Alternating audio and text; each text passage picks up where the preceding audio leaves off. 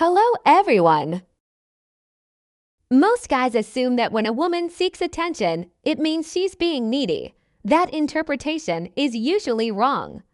And that quiet misunderstanding, the one that barely registers in the moment, often costs them the very closeness they're hoping to build. Here's what's really happening. When a woman has gone a long time without true intimacy, and not just physical intimacy, but emotional connection, the kind where she feels understood and acknowledged, she doesn't become dramatic. She becomes refined. Her signals grow more subtle on the outside, but more intense underneath. If you only react to what's obvious, you'll label her behavior as clingy, confusing, or overwhelming. But a small percentage of men recognize the deeper layer. And those men don't just capture her interest, they earn her trust. She gravitates back to them, not because of tactics or charm, but because they grasp something most men never take the time to tell. What I'm about to explain isn't recycled dating advice or a list of clever techniques. It's grounded in behavioral psychology, attachment research, and an honest look at what happens internally when someone has been emotionally depleted for too long. At some point, I'll also reveal the one unconscious test she's running and why misunderstanding it quietly derails so many promising connections. Let's clarify something first. This isn't about manipulation or exploiting vulnerability. If that's what someone is looking for, this won't help them, and those strategies fail over time anyway. This is about genuine understanding. The kind that allows you to interpret her behavior not as something directed against you, but psychologically speaking. When a woman has been without meaningful emotional or physical closeness for an extended period, a shift occurs inside her. Her nervous system becomes more vigilant. Her attachment patterns subtly activate, and the way she behaves around someone she's drawn to becomes precise, almost like a coded language. Learning to recognize that language doesn't make you man. There are 3 consistent patterns that tend to surface in this state. Understanding them, why they appear, and how your response shapes th. First, let's look at where most men go wrong. The mistake isn't loud or obvious. It's subtle. When a woman who's been emotionally deprived starts acting differently around a man she likes, men usually respond in one of T. The first reaction is overcompensation. He sees her signals as green lights and accelerates more texting, more intensity, more pursuit.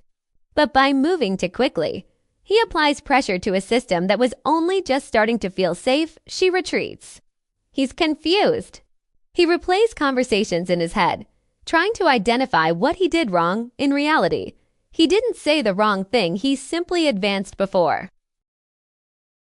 The second reaction is withdrawal. He notices her subtle tests, her attempts at closeness, and misreads them as desperation or games. To protect himself, he becomes distant. She interprets that distance as lack of interest and closes herself off. In both cases, the core error is the same, responding to how her behavior looks instead of understanding what it means. Much of the advice given to men focuses on performance: what to say, how to act, how to impress. Performance may generate initial attention, but it doesn't sustain connection. What she's actually scanning for isn't a performance, it's presence. She's asking, is he steady?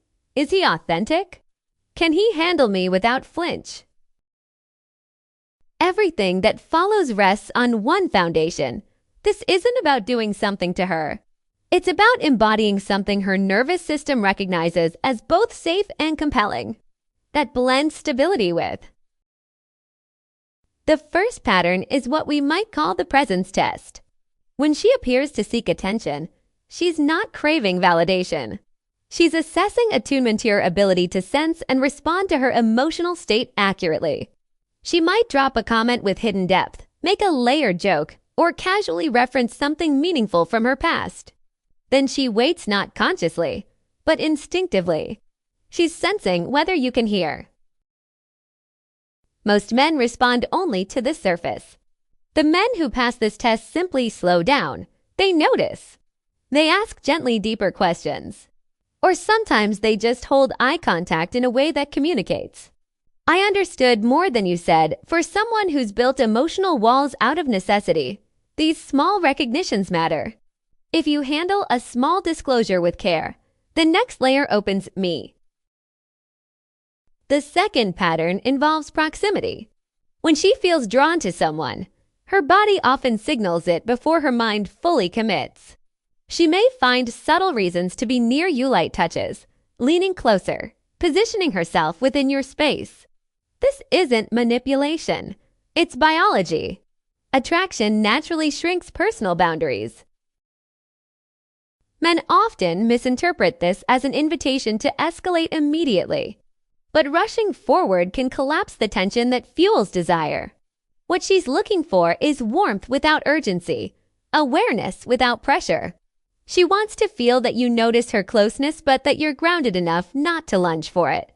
The man who can remain calm and steady while holding that space creates something powerful: safety with electricity.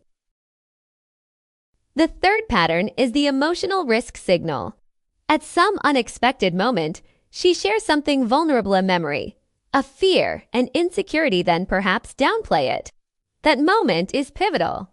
She has stepped outside her guarded zone and offered something real.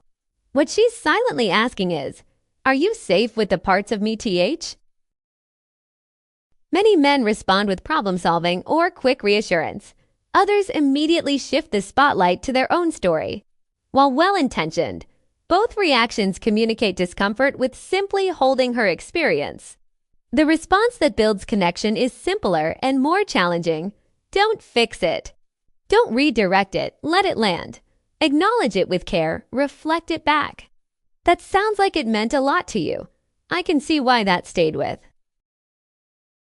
Research in attachment and emotional attunement consistently shows that when vulnerability is met with grounded acknowledgement rather than correction, a deeper bond forms. It creates what psychologists describe as a secure base and experience of being fully oneself without being managed or minimized. For someone who has felt emotionally isolate. In practical terms, this means staying curious instead of performative. Ask real questions that arise naturally from what she shares. Listen to understand, not to prepare your next line. Put distractions away not as a grand gesture, but because she genuinely has your attention. When she moves closer physically, respond with warmth, not urgency. When she opens emotionally, respond with steadiness, not S. Above all, remain grounded. Grounded doesn't mean distant. It means your sense of self isn't dependent on how she reacts in any given moment. You're not constantly recalibrating to win approval. You're simply present, calm, real, consistent. That steadiness is magnetic, especially to someone who has lacked it. These principles extend far beyond romance. Attunement, emotional safety, and the capacity to hold vulnerability without rushing to manage it, these are core human skills. They reshape not just attraction, but friendships and sell. We live in a culture that frames attraction as performance. Say the right line, play the right role, create the right impression. That might hold attention briefly, but the kind of connection that L. When a woman who has felt emotionally drained begins to test the waters, subtly moving closer, offering small disclosures, she's not being irrational. She's asking, without words, whether you can be trusted with her full humanity, whether you can be warm without overwhelming, present without pushing, whether you can hear the feeling beneath the statement. If you can meet her there with attentiveness, grounded warmth, and the ability to simply hold what she shares, you won't need to chase. She feels safe enough to stay. Not because you executed perfectly, but because you have fear. That's what real attraction grows from, not strategy, not performance, but a person who is genuinely, quietly, unwaveringly present. Become that, not to win someone, but to align with yourself first. And let the connections meant for you unfold naturally.